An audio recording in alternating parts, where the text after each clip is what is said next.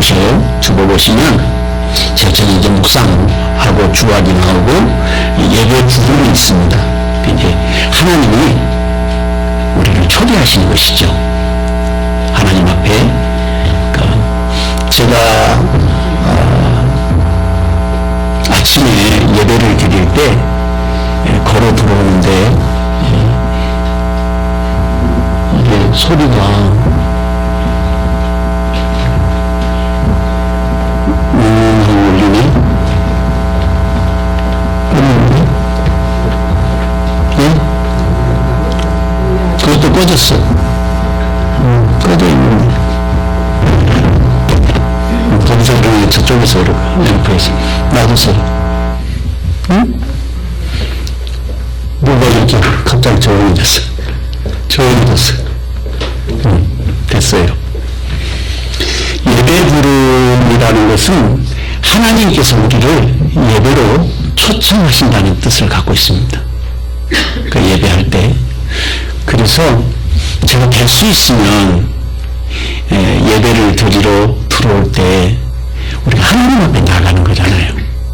우리가 처음에 만나서 인사하고 또 이렇게 사랑을 나누고 교제하고 이런 것도 좋지만 처음 시간에는 하나님 앞에 나아가는 그런 마음의 그 정결함 또 예배의 준비 이런 것들이 우리에게 필요합니다. 그 김정일의 이야기를 비유해서 좀 그렇지만 그 사람은 거짓명 그러니까 귀신들을 섬기는데도 굉장히 소위 우리말로 하면 깔끔을 떨어요. 반드시 새벽에 1시 반에서 2시 그 정도 돼가지고 일어나거든요. 또 스님들도 그래요. 스님들도 첫 번째 그 예불을 할 때는요 1시 반 꼭두 새벽에 1시 반에 2시 정도 되면 제가 군대 생활을 할 때 여기 그 고양리에서 안쪽으로 들어가면 고양리하고 1분간하고 1분은 포사령부 우리 본부가 거기에 있었는데 저 고개너머에 산 꼭대기에 보광사라고 하는 아주 유명한 그 절이 있습니다. 목탁 소리가 새벽에 들려오는데 굉장히 멀리 떨어져 있는데도 새벽 0분하는 목탁 소리가 들려와요. 그 보초를 설 때 보면. 근데 그 목탁 소리가 들리면 나는 어떻게 해야 되겠어요? 나도 이제 저것 때문에 귀신한테 기도하는 게 아니라 나도 기도해야 되잖아요. 그러니까 나도 이제 다 총을 메고 말씀 암송하고 막 기도하면서 나사렛 예수를 명하는 하면서 이제 기도를 하고 이랬던 그 기억이 있어요. 그 사람은 굉장히 정결하게 몸을 씻고 깨끗이 하고 정한 수를 첫 번째 물로 떠가지고 이렇게 올리고 하거든요. 근데 우리 예수 믿는 사람들은 참 자유롭게 하나님 앞에 나오잖아요. 그럼에도 불구하고 우리가 하나님 앞에 나올 때는 언제나 하나님의 거룩하심 그것을 기억하고 내가 스스로 삶과 중심해야 될 필요가 있어요. 예배할 때 우리 마음가짐이나 우리의 의복이라는 것이 우리의 그 삶의 그 사람의 정신을 나타내 주는 거거든요. 그러니까 군인은 군복을 입어야 군인다워지고 학생은 학생복을 입을 때 학생다워지는 것처럼 예수 믿는 사람들도 예수 믿는 사람다운 그런 그 의상을 가져야 될 필요가 있어요. 화요일이나 목요일쯤 되면 언제든지 이 앞으로 지나다니는 사람들인데 딱 보면 여호와주의 것을 할 수가 있어요. 여호와주의 저쪽에 그 동아파트와 현대아파트 그 사이에 왕국기관이라고 있거든요. 그 사람들이 여기 그 우리 교회가 처음 왔을 때 이 건물을 임대하려고 왔어요. 그래서 여기에 최성모님한테 이제 이야기를 하니까 최성모님이 저한테 물어봤어요. 이어가지분들이 빌려달라는데 목사님 어떻게 하면 좋겠냐고. 그래서 제가 막 뭐라 그랬죠. 교회가 있는데 아무래도 여호와 증인 이방인으로 내가 알고 있고 또 상무님도 신앙생활 하지 않냐고. 그건 천주교인인데 그럼 들어오면 안 됩니다. 내가 그랬더니 이제 임대를 안 주고 우리가 그대로 이제 하나님이 결국 이 건물을 다 허락해 주셨는데 우리가 하나님 앞에서 우리의 정신과 우리의 몸, 이것들을 다 정결하게 할 필요가 있어요. 특별히 우리 몸은 영적으로 다루기가 좀 어려워요. 육신은 육신대로 변하는 것을 찾고, 영적인 영은 또 영대로 움직이게 되기 때문에 성경은 뭐라고 말씀하시냐면 너를 사로잡아 그리스도 예수 앞에 복종케 하라, 이렇게 말하고 있거든요. 그 나를 사로잡아야 돼요. 목사님들이 흔히 하는 말로 새벽 기도만 없으면 목사도 회복을 하라고 이렇게 얘기하는 분들이 계시거든요. 그런데 그 새벽 기도에 나를 사로잡아서 주님 앞에 끌고 나왔을 때에 그때 하나님이 기뻐하시고 우리의 영성을 키워주시는 거예요.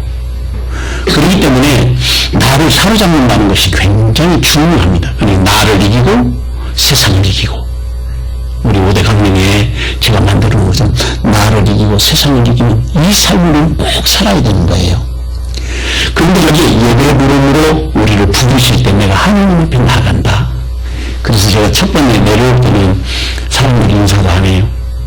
그러니까 너무 교만하다고 생각하지 마시고 하나님 앞에 나가야 된다 하는 우리 모두가 다 그런 의식을 가지고 예배에 참석해야 되는 것입니다.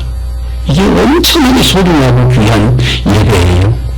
그 다음에 이제 기원을 하는데 예배 전체를 하나님 앞에 드리는 기도를 이제 집례자인 제가 하죠. 그리고 찬송하고 성시 교독을 합니다. 성시 교독은 그날 이제 우리에게 주실 하나님의 은혜에 대한 것들을 찬양하는 그런 그 교독문인데, 그렇게 하고 난 다음에 참회 기도를 해요.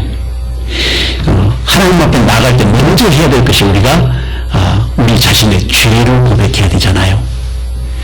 죄의 옵션을 받아야 하나님과 만나심의 본래. 그렇지 않으면 우리가 가리움을 받고, 그리고 하나님께서 우리에게 주실 은혜를 이 죄 때문에 우리가 누리지 못하는 그런 일이 발생하게 되는 거죠. 그래서 우리가 회개 기도를 하는 거예요.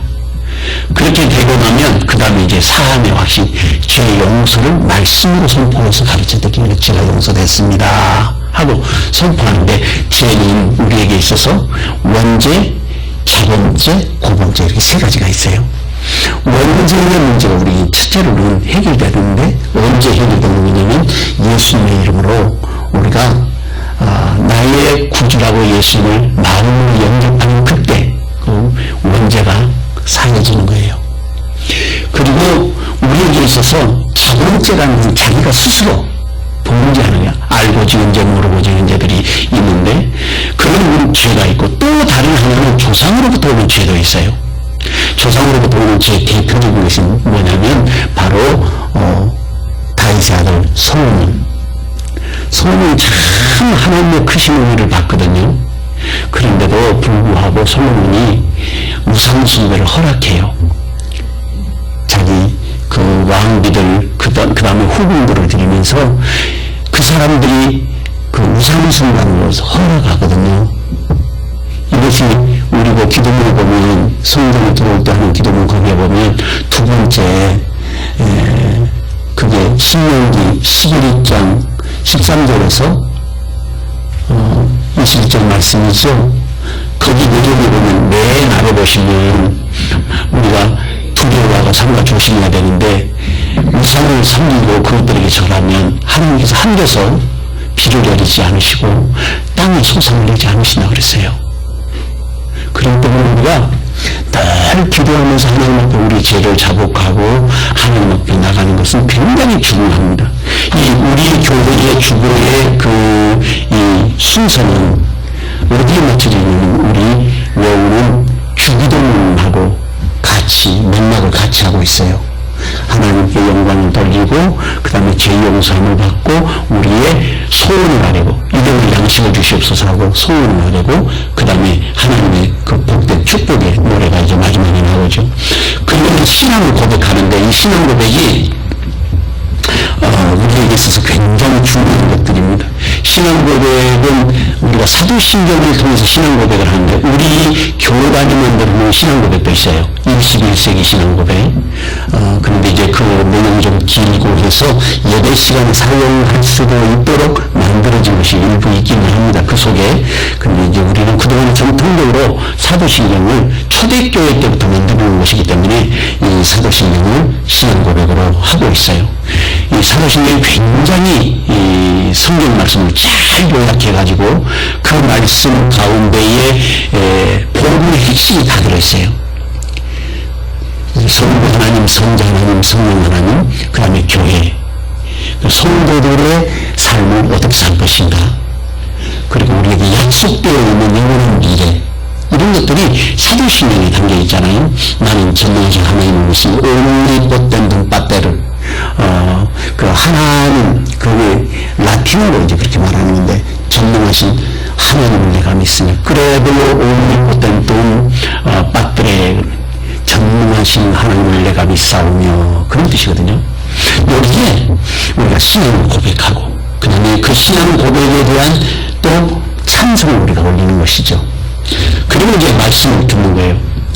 말씀을 듣는데 이 말씀이 이제 우리가 하나님의 말씀 이렇게 하고 말씀을 선포한다. 그런데 이게 개신교에서는 굉장히 중요한 핵심 포인트 가운데 하나인데 예배의 꽃이라고 할 수 있는데, 이 말씀을 전할 때 그 말씀이 하나님의 음성으로 우리에게 들려져야 되는 거예요. 말씀이 하나님의 말씀으로, 목사가 설교로 전하지만 그 말씀이 하나님의 말씀으로 전해져야 되는 말씀은 세 가지가 있다고 제가 말씀드렸죠. 첫째는 기록된 말씀, 그게 성경이에요. 우리 박광희 선생님 아까 말씀하셨지만 기도할 때 그 성경 읽었잖아요. 14절부터 17절까지 제가 그 말씀을 읽어보면 디모데후서 3장 14절 17절 그러나 너는 배우고 확신한 일에 거하라. 배워야 되는 거예요. 성경은 배우고 확신한 일에 거하라.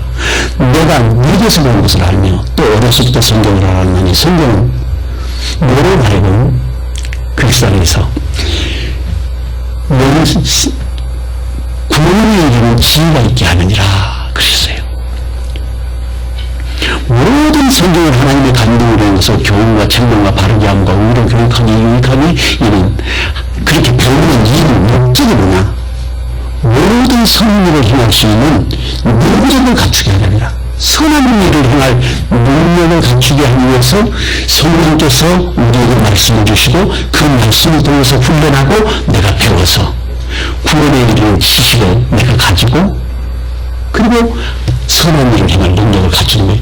능력을 갖췄다고 해서 케이퍼빌리티 영어로 그렇게 하면 캐파를 가졌다 그래요. 캐파. 요즘은 약어로 그렇게 사용하는데 많은 사람들이 그 케이퍼빌리티를 쓰는 거예요. 영역을 말하는 거예요. 근데 우리의 영적인 영역은 그것은 한 번만 되면 고쳐지지 못하잖아요. 그런데 인간은 하나님의 형상을 닮았기 때문에 우리가 훈련하고 연습하면 자기의 그릇을 치워갈 수 있어요. 케이퍼빌리티, 캐파가 늘어날 수 있다고 말이죠. 우리가 기도하면 기도의 영역만큼, 공부하면 공부하는 영역만큼, 전도하면 전도하는 영역만큼 자기의 그릇을 키워갈 수 있어요. 이 영적인 영역이에요. 그렇기 때문에 우리의 꿈과 비전을 가지고 하나님 앞에 깊이 기도하면 하나님의 지혜를 주시고 하나님의 능력을 우리가 입어야 되는 거예요. 사실은 우리가 살아가는 모든 삶에 다른 것은 안 중요해요. 가장 중요한 것은 예수님이 기뻐하시는가, 예수님이 나를 받아주시는가, 또 이 일을 하면 하나님은 정말 기뻐하실 것인가. 오늘 이사야 42장에 나와있던 말씀처럼 하나님이 기뻐하시는 사람, 그 자리에 누가 있어야 되냐면 내가 있어야 되는 거지. 내가 그 자리에 말씀을 통해서 우리가 하나님의 음성을 듣는데 그 말씀의 첫 번째로는 기록되어 있는 말씀이에요. 기록되어 있는 말씀을 로고스라고 하고, 로고스 중에서 우리의 가슴 속에 와서 깨닫게 하고 깨우쳐 주시는 말씀이 있어요. 그게 바로 레마예요. 근데 레마가 우리에게 말씀으로 감동을, 마음이 움직이게 하고 우리에게 감동케 하는 그런 성령의 역사예요. 그 성경을 우리가 수십 번씩 읽잖아요. 성경을 도대체 제가 얼마나 많이 읽었는지 잘 모르지만 뭘 기록한 거는 제가 중학교 3학년 때 신약성경을 23번 읽었어요. 신약성경만. 구약성경은 그때도 읽었지만, 그러니까 성경을 막 빼일 것 같잖아요. 그런데 그렇지 않아요. 또 한 가지 제가 요즘에 이제 깨달은 것인데, 나이가 들어가니까 경험도 많아지고, 또 많은 것을 듣고 보고 배우게 되고, 책도 읽게 되고, 그러니까 점점 영역이 넓어지잖아요. 근데 축적이 되니까. 그리고 성경 말씀을 볼 때 말씀이 또 다르게 보이는 거죠. 똑같은 말씀인데 작년 볼 때하고 올해 볼 때 다르고, 또 올해 볼 때하고 또 내년 볼 때 다르고, 이것이 우리가 그리스도 안에서 장성한 분명히 자라가는 거예요. 언제까지 자라냐면 예수님 나를 부르실 때까지 우리가 자라가는 거예요. 나를 자꾸 우리를 키워야 되는 것이죠. 그 말씀을 들을 때 하나님의 말씀으로 들을 수 있는 자세가 우리에게 필요해요. 오늘 묵는 자를 보게 하고 하는 말씀이 있었는데, 그런 것처럼 우리의 눈이 열려지고 길수가 열려지는 거예요.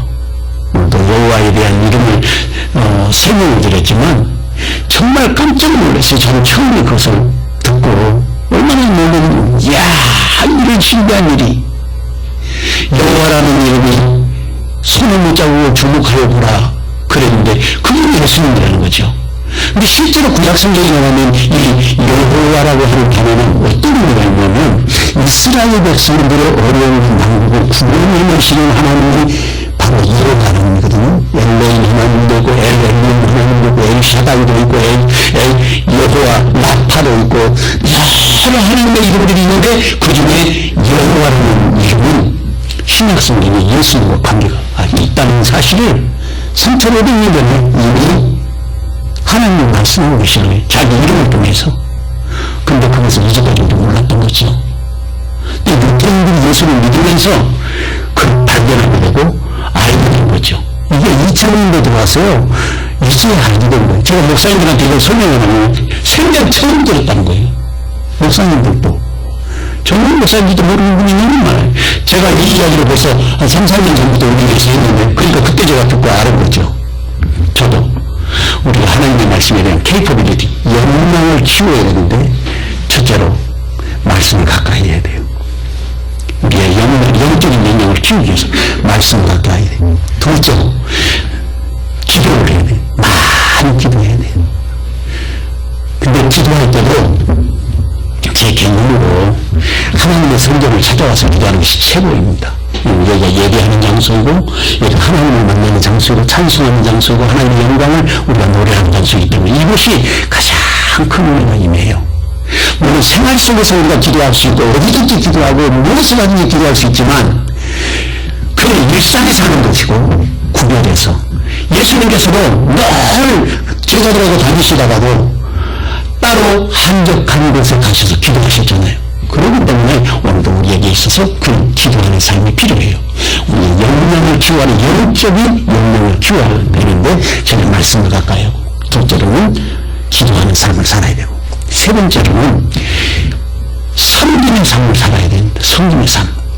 그리고 네 번째로는 그 섬김을 통해서 그리스도인의 성숙한 모습을 보여줄 수 있기 때문에 그런 것이거든요. 네 번째로는 우리가 하나님 앞에서 말씀을 배워야 되는 거예요. 공부. 그래서 제자는 훈련으로만 태어나는 것입니다. 제자는 훈련으로만 태어난다. 개인적인 훈련도 필요하고 우리 같이 공동체로 훈련하는 것도 필요해요. 그래서 우리 자신들이 어떻게 하면 하나님 말씀을 가까이 하고 내가 훈련된 사람으로 주님 앞에 드려줄 수 있을까를 고민하고, 저도 늘 고민하는데 요즘 세상이 너무 바쁘게 살다 보면 다들 직장 생활을 하니까 공부하고 가르칠 수 있는 기회도 없고, 신방을 하려고 해도 집에 들어가기도 어렵고, 이게 참 심각한 문제가 오늘날 우리에게 현실적인 문제로 다가오고 있어요. 이것도 큰 프레임에서는 사탄이 주님 오실 때 가까이 오기 때문에 우리로 하여금 말씀을 못 배우게 하고, 우리가 분주하게 하고 바쁘게 만들어요. 그래서 미천 호스트라고 하는 목사님은 우리에게 비움의 훈련을 해야 된다. 다시 말하면 복잡한 것들을 다 정리하고 단순화 작업을 해야 된다. 단순화 작업. 우리의 삶을 단순화. 그 리차드 포스트가 12가지 제자 훈련의 방법을 거기 내놓고 있는데, 그 중에 가장 기억에 남는 것이 그 책을 읽으면서 단순화 훈련을 해야 된다. 그리스도인들은 단순화 훈련을 해야 돼요. 주님 앞에. 그래야 시간적인 여유를 가지고 주님 앞에 나올 수 있죠. 그 그때 우리의 영적인 깊이가 더해지는 거예요. 그 다음에 또 한 가지 해야 될 것이 있는데, 그건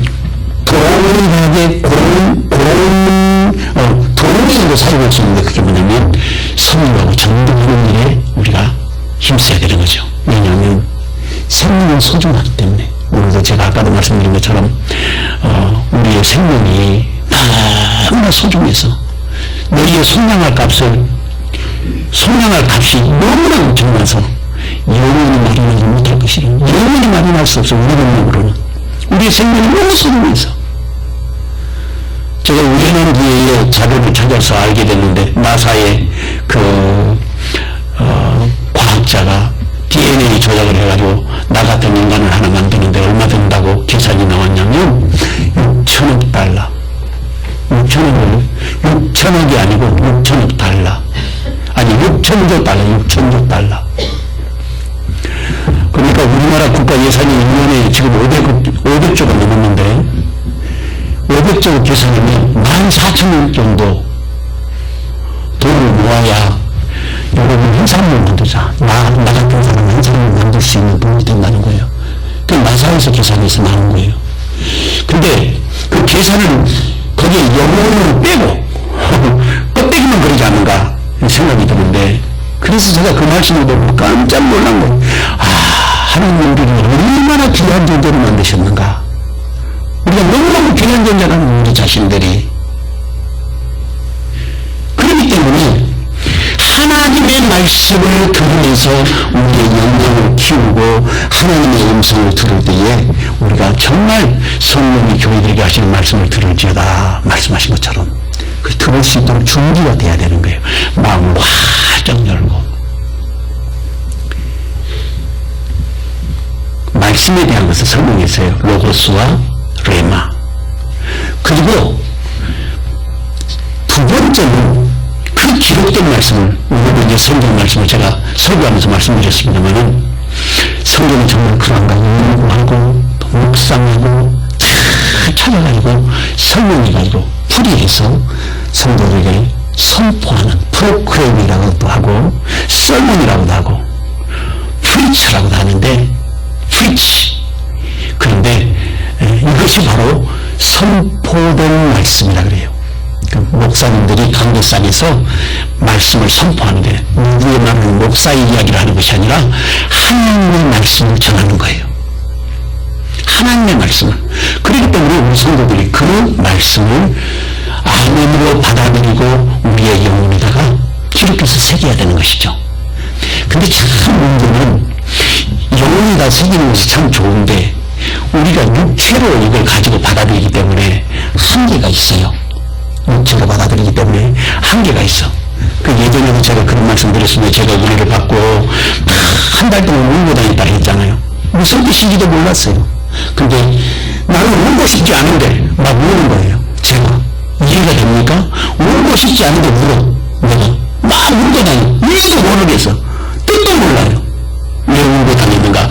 우리는 이제 하나님 앞에 그런 하나님, 나를 왜 이렇게 울게 하십니까? 그게 하나님의 말씀을 가르쳐 주셨는데, 그게 바로 로마서 8장 25, 26절 말씀이에요. 그게 뭐라고 되어 있냐면, 우리가 기도할 바를 알지 못한다는 거예요.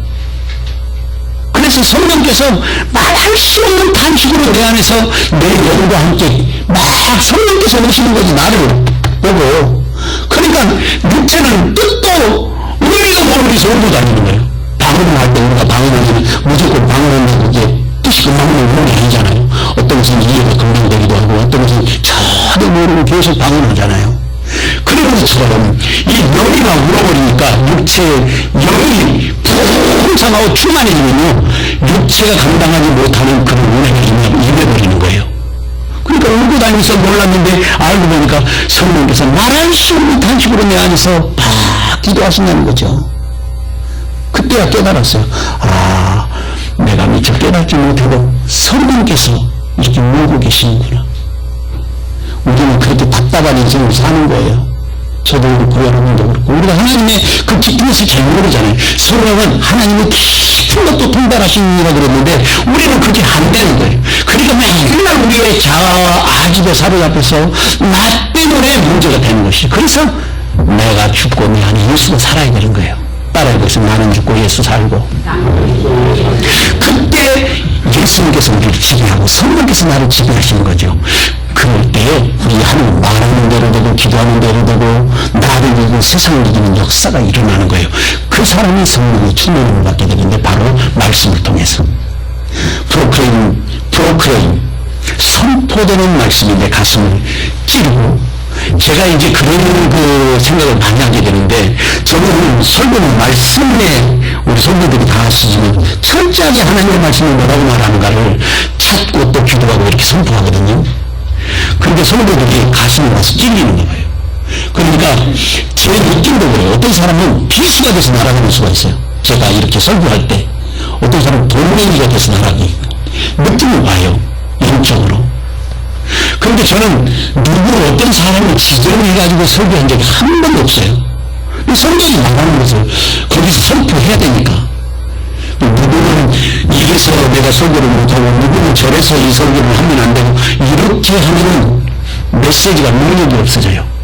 하나님의 말씀은 하나님의 말씀으로 선포돼야 되기 때문에 그게 목회자가 전하는 선포된 말씀, 그것이 하나님의 말씀인가요? 세 번째 하나님의 말씀인데 그 하나님의 말씀이 뭐냐면 바로 예수님이 바로 하나님의 말씀이에요. 태초에 말씀이 계시니라 말씀이 하나님과 함께 하셨으니 말씀은 곧 하나님이시니라. 그게 요한복음 1장 1절에 나오잖아요. 바로 예수님의 말씀이에요. 그래서 핵심 예수님이 말씀 자체라고 이렇게 말해요. 신학적으로는 말씀 자체. 세 가지 이야기했어요. 첫째로는 기록된 말씀 성경, 그래서 말씀을 많이 봐야 돼요. 둘째로는 선포된 말씀, 그래서 예배를 많이 드려야 돼요. 그러니까 예배를 많이 드리는 사람이 하나님의 말씀을 듣고 하나님의 말씀을 들으니까 믿음이 자라는 거예요. 로마서 1장 17절에 말씀하시는 믿음은 들으면 자라고